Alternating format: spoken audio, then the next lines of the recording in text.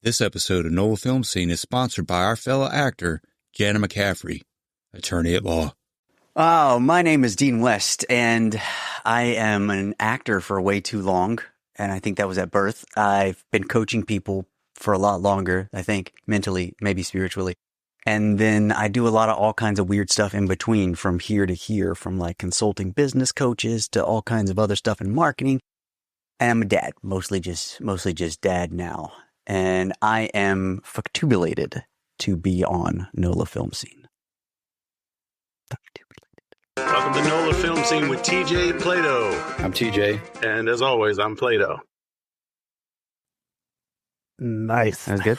Factubulated? That's a word. Is that a new one? I've never heard that one.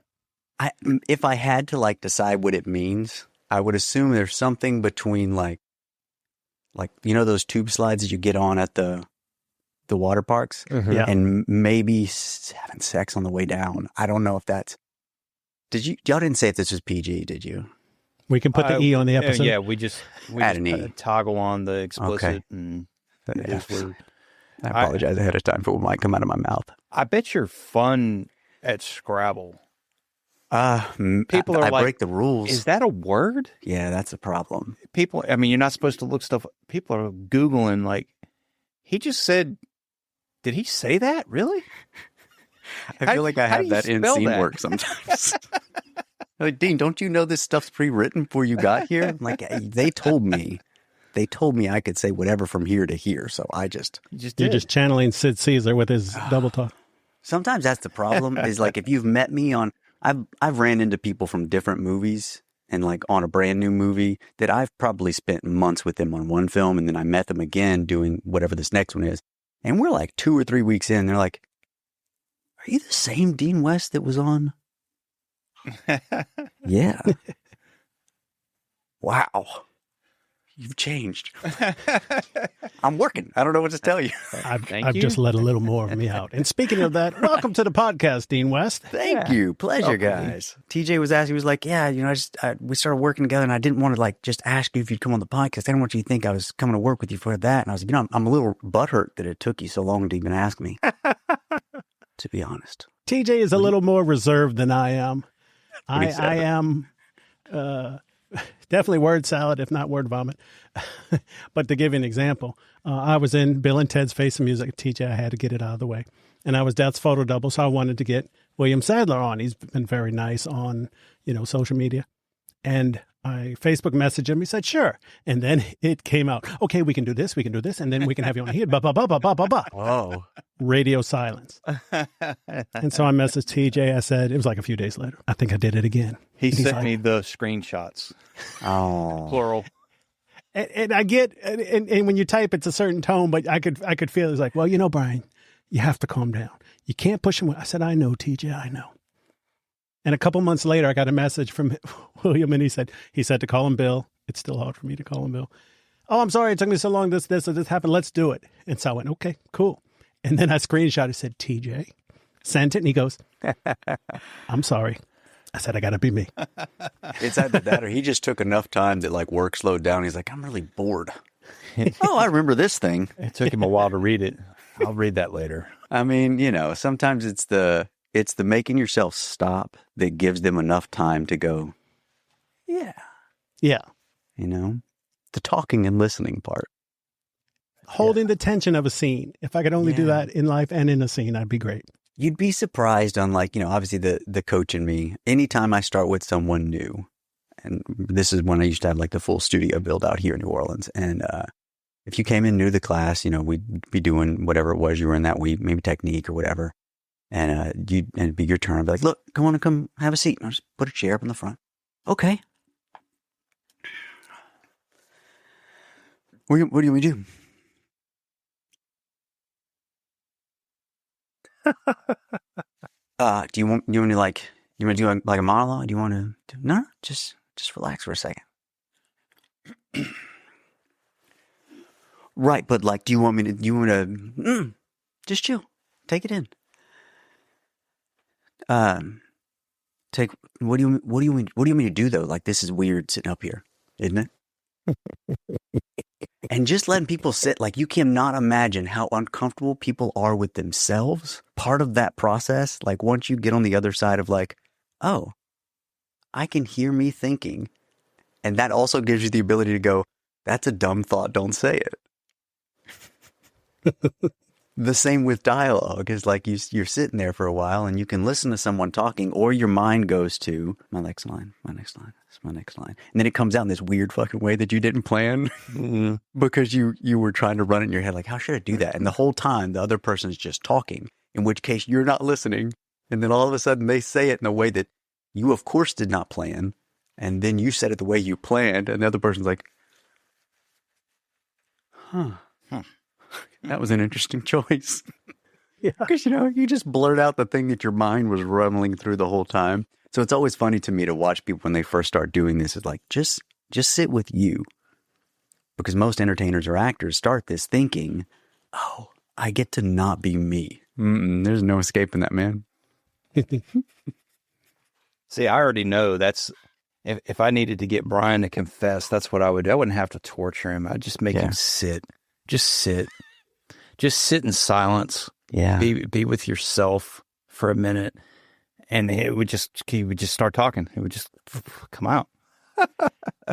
Have you heard of that room that is totally silent? Yep.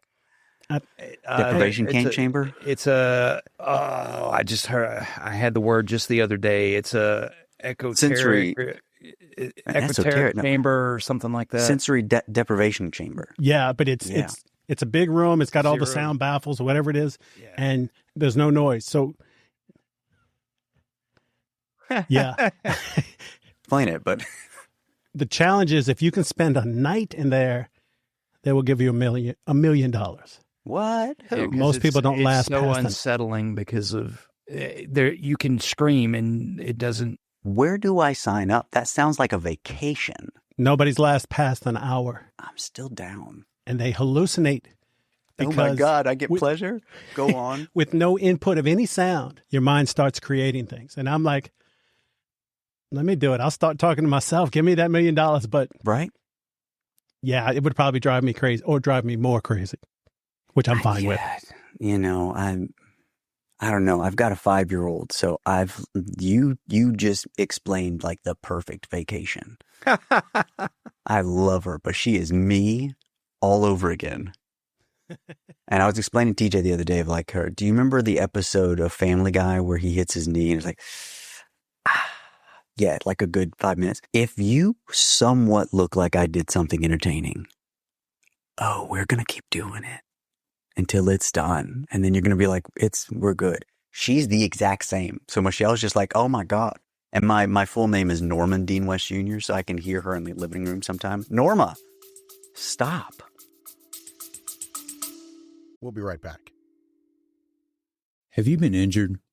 New Orleans-based actor Jana McCaffery has been practicing law in Louisiana since 1999, specializing in personal injury since 2008.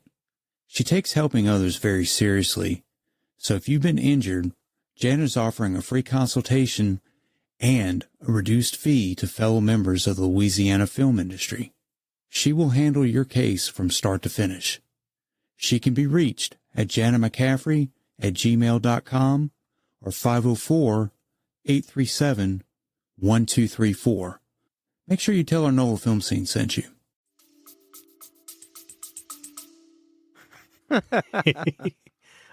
I'm like that too. Once I can make my wife laugh, I can't stop. So we were watching one of the Transformers movies with I just blanked on his name. Come on, Boston guy. Shia LaBeouf? No. The later Boogie Nights. Oh, all I'm thinking of is like Sexy Time. When I can picture him right now. Marky Mark, which he'd kill us to say that. We're gonna get there eventually. But he goes, "Hey, look, it's a Transformer," and I turned and said that to her, and she starts cracking up, and I was like, "Oh boy, here we go. We're in 5 seconds. Transformer. I think he transformed." I had it for a good hour, and then it stops. So I'm the same way. I've got to bury it into the ground, but that immediate joy, especially with my wife, because mostly I get this. But you can't see, folks, if you're just listening. Eye roll. My wife has the strongest eyes. I have to listen to all my jokes from all the workout her eyes get. But after a period of time, it's like, oh, you heard that one? Yeah. Dang. Okay. So it's called an anechoic chamber. Oh, okay. That's a whole nother level. Yeah, anechoic chamber. And it has a rating of negative 20 decibels. And they say it's unsettling and overwhelming to people because you hear your own body sounds, like your heartbeat, and all of that is amplified because there's nothing else going on. And your mind, I guess, apparently starts playing tricks on you. I'd still love to give it a shot. I want to do it too. Or DJ hasn't made him yet, but in what we'll talk about later. But in Tilt, we have like your Monday. We have a Monday morning mindset, and the first thing. Have you ever heard of Wim Hof? So Wim Hof is he's termed as the Iceman because he like takes people to like literally just in their shorts go jog up mountains when it's freezing. But he does a Wim Hof breathing technique, and anybody that's done class with me knows that we do these. And most people, I tell them just do like 5 breaths when you're first starting, but you get to kind of work your way to like 20. And it's and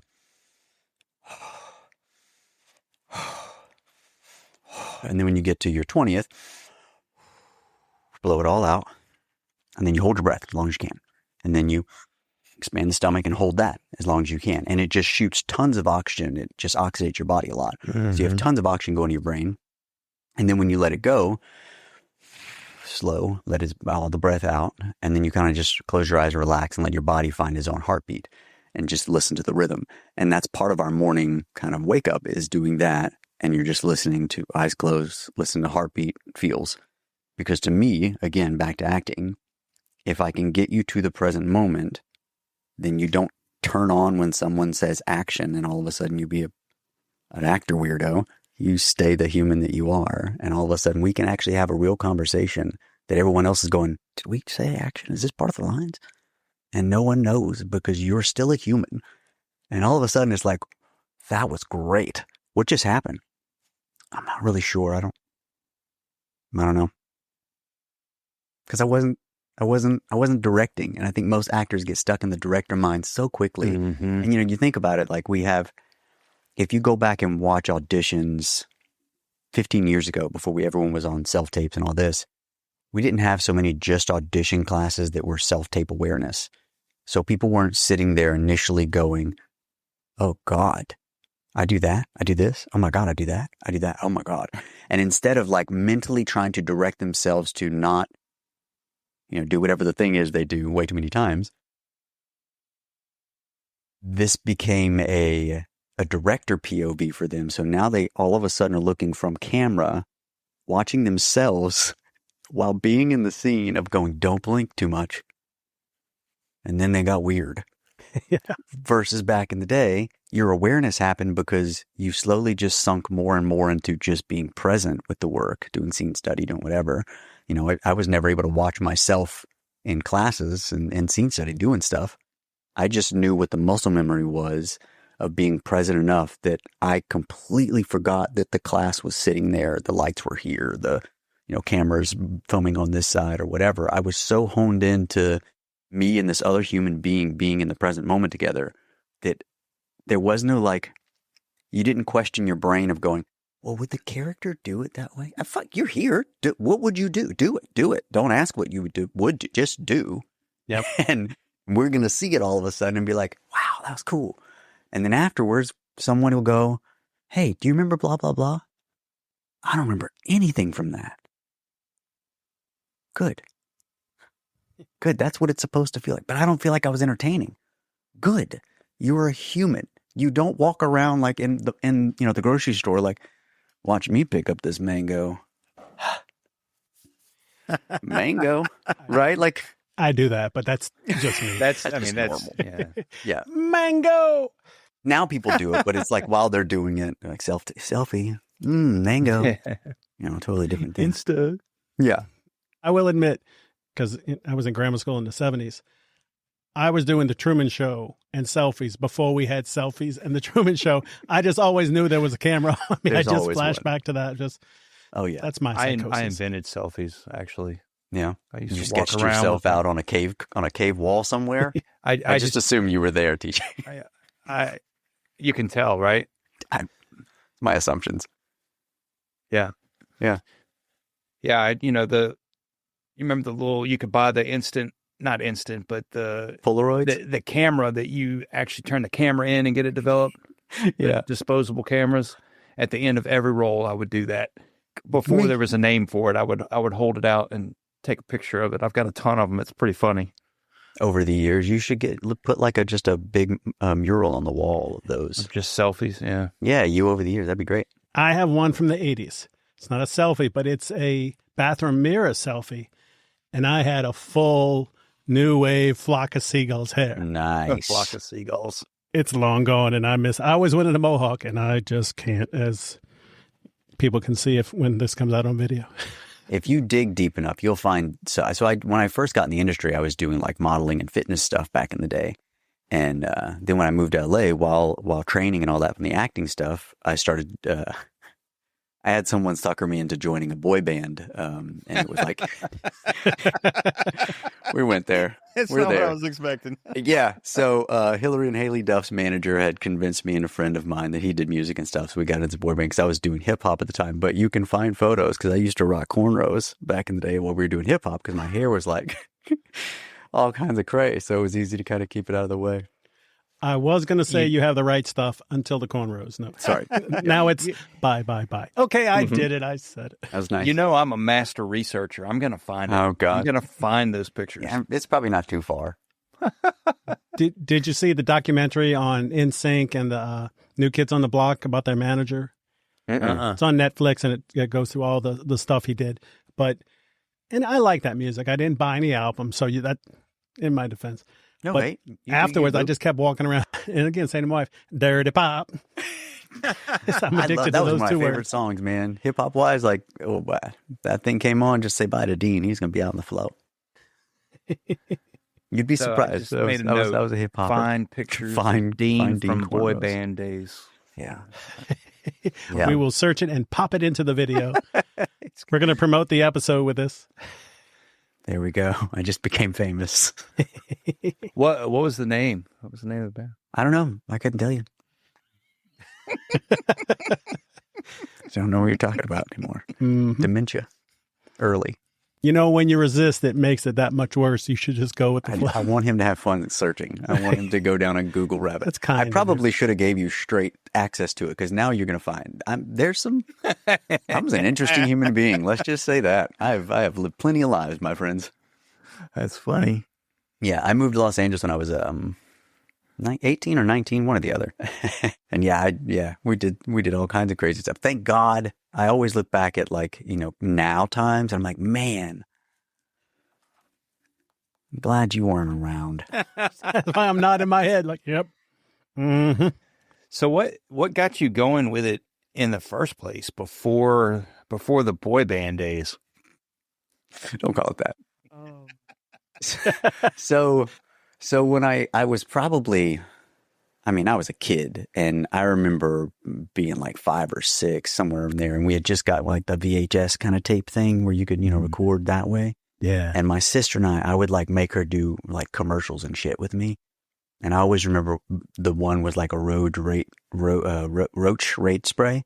And we were like doing like the commercials for that in between. And I mostly remember because I sprayed that shit at one point. That's when Mom was like, nope, we're done. No more of these things. But, it was always just entertaining to me then because, again, it's the same thing that goes back to I saw someone giggle and I made you smile. You got something from me that made you feel good. Oh, where do I sign up? I want to do that. Like, I want to see people smile all the time.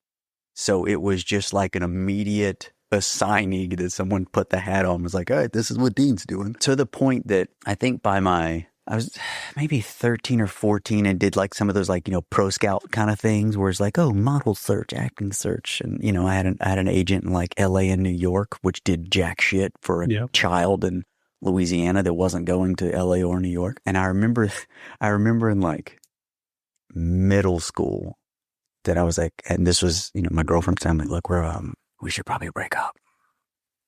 Cause I'm moving to Los Angeles and I'm going to be an actor, and, you probably can't come when I move there. So we should probably just call it now. I didn't move for like another 5 years or something.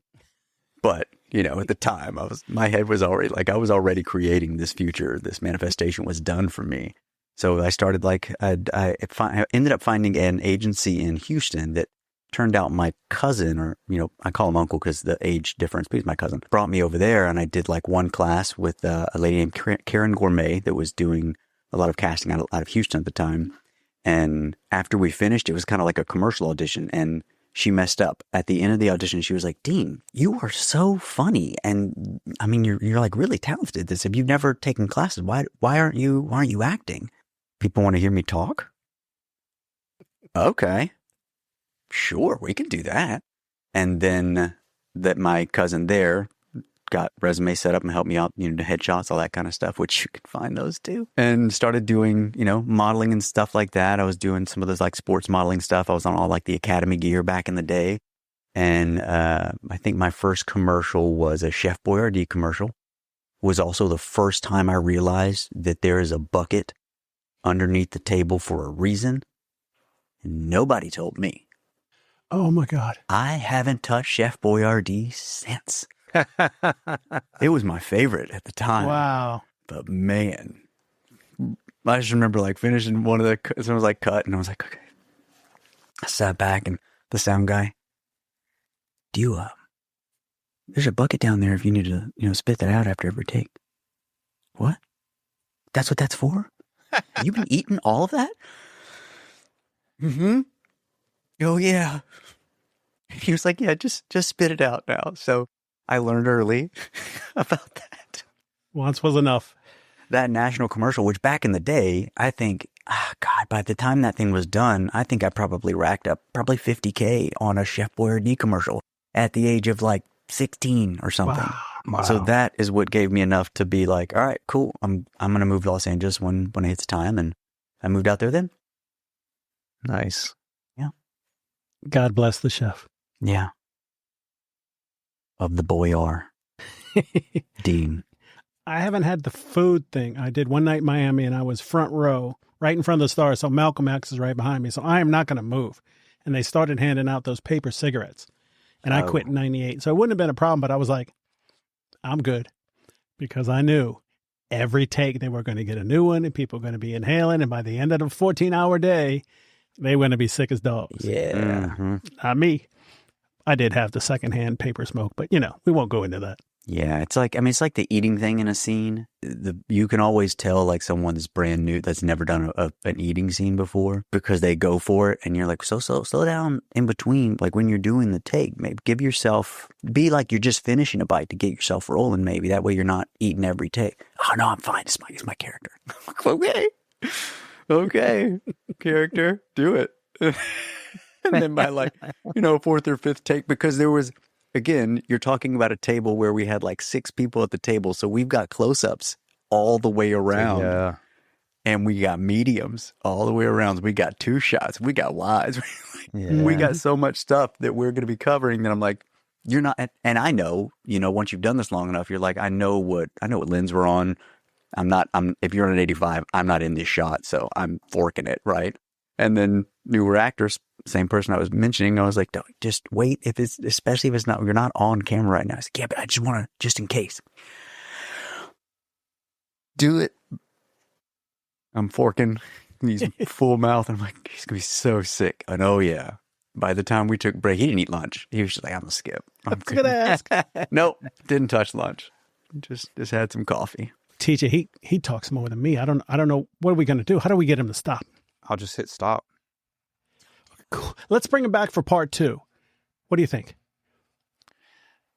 Fine. It's a lot, but I think he's got more to say.